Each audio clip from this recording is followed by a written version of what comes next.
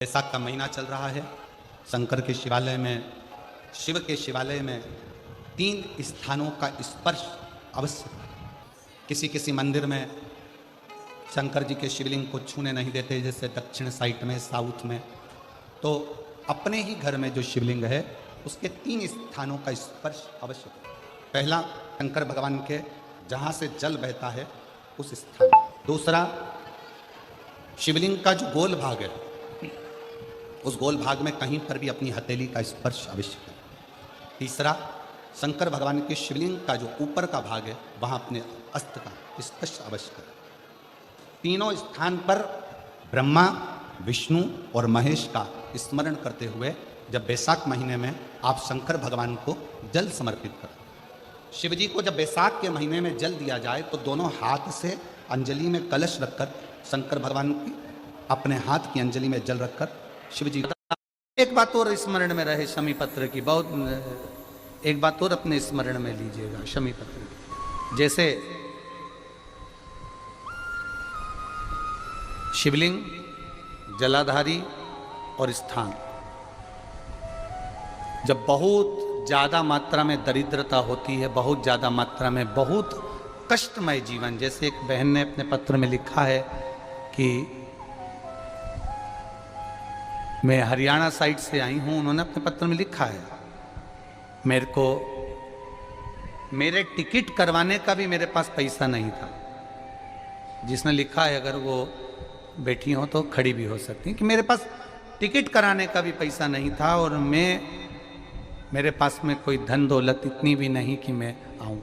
मेरे मायके वालों ने मेरी भक्ति को देखकर, एक कोई उनके परिचित जा रहे थे तो उनका टिकट कैंसिल हुआ तो मुझे यहाँ पर भेजा, मैं यहाँ आई।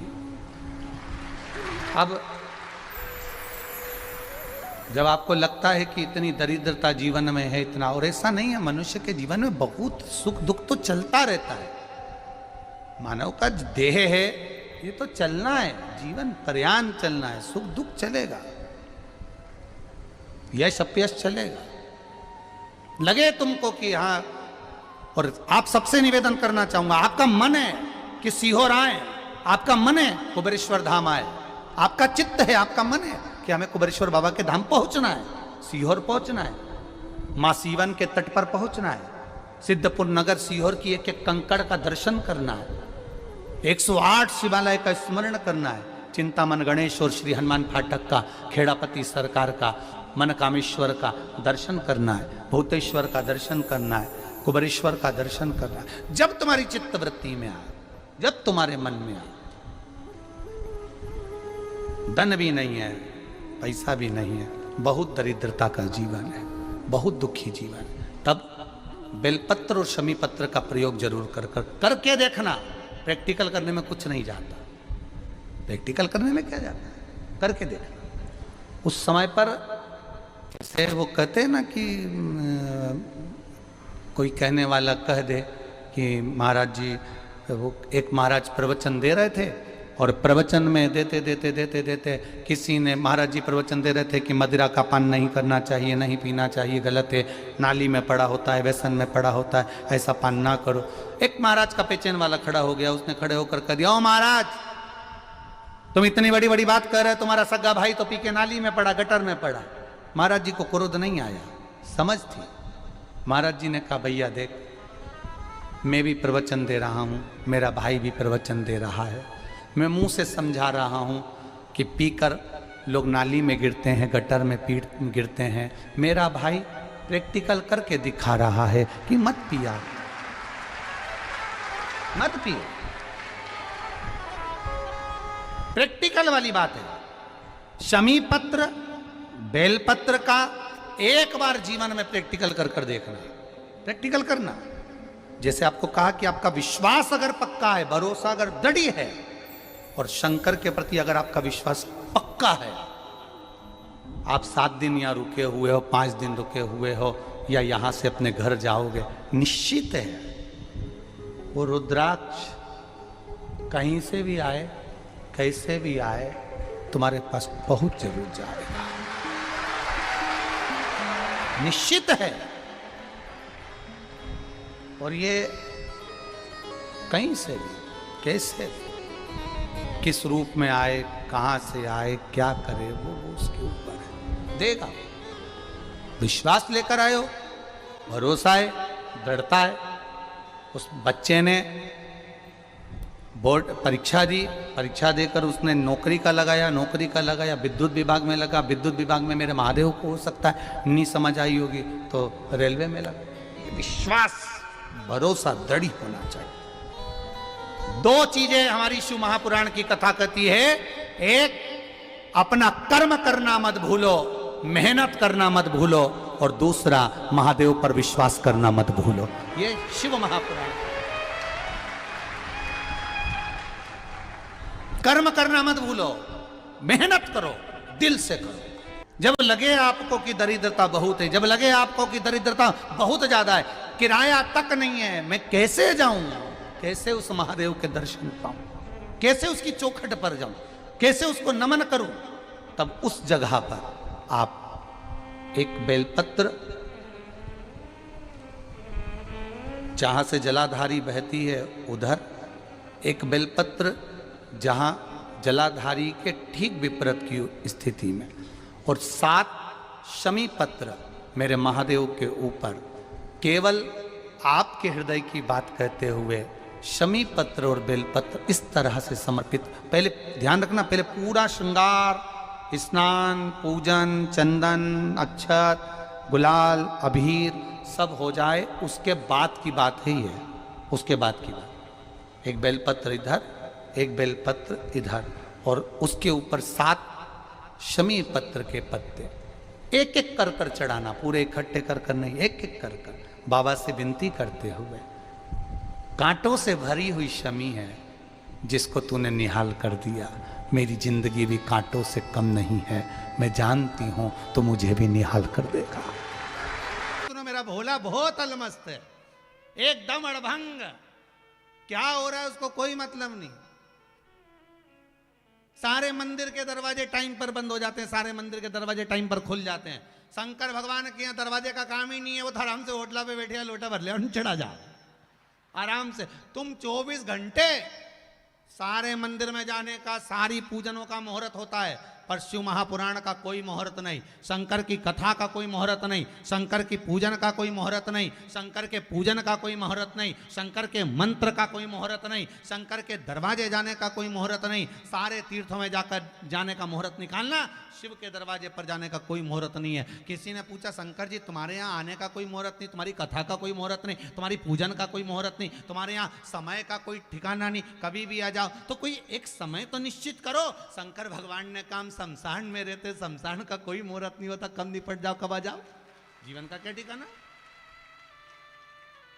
तुम्हारे यहां अगर हो कोई खरगोन में ऐसा कि जिसने मुहूर्त निकलवाया, पंडित जी बताओ कौन से दिन मरूं, हमारा मरने का मुहूर्त निकलो, तो कोई मरने का मुहूर्त निकलवाए, अरे बोलो तो जम के, कोई निकाय मरने का मुहूर्त कि इतनी बजे मरूंगा मैं, तो लाभ घड़ी आएगी ना तभी मरूंगा, यमराज से कहते खड़े रहे, नहीं मरूंगा अभी, नहीं मरूं मैं, तो अभी मुहूर्त आने मारा जब मरूंगा। तो शंकर जी बोले शमशान में जाने का मुहूर्त नहीं होता, शिव के दरवाजे मरने का कोई मुहूर्त नहीं होता, तो फिर ये भजन का क्या मुहूर्त। इसलिए जब मौका मिल जाए, जब समय मिल जाए, शंकर के मंदिर में जाओ, एक लोटा पानी, सुबह टाइम मिले तो सुबह चले जाओ, नहीं दोपहरी में टाइम मिल जाए तो दोपहरी में चले जाओ, शाम के टाइम मिल जाए तो शाम के दिया लगाने चले जाओ, आधी रात के टाइम मिल जाए तो भी,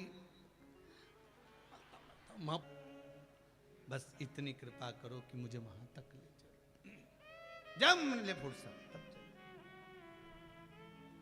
दूसरा प्रश्न भगवान देवादिदेव महादेव से, भगवान नारायण की साक्षी में परम भगवदीय वैष्णव, जो वैष्णव की पराकाष्ठा पर परिपूर्ण है, वो वृंदा जो तुलसी का क्यारा बनने से पहले 5 प्रश्न भगवान से कर रही है, बाद में तुलसी का क्यारा बनी है।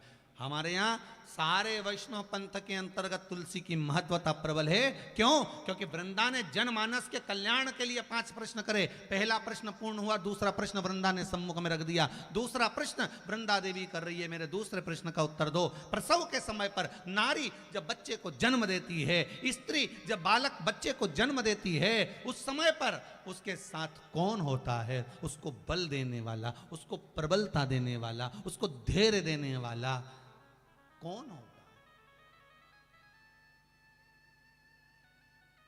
शिव कहते हैं। शंकर कहते हैं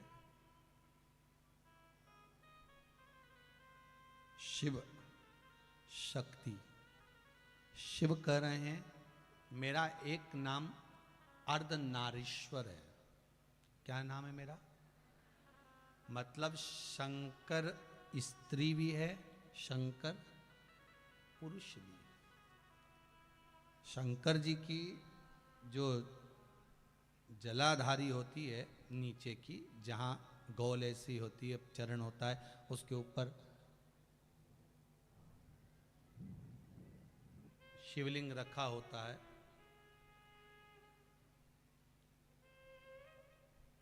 शिवलिंग रखा हुआ है।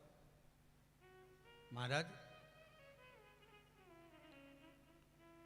जलाधारी जल चढ़ाने की यह पार्वती जी का हस्त कमल, पार्वती जी का स्थान, और ये शिवलिंग शंकर का स्वरूप। शिव और शक्ति दोनों शिवलिंग के रूप में विराजमान।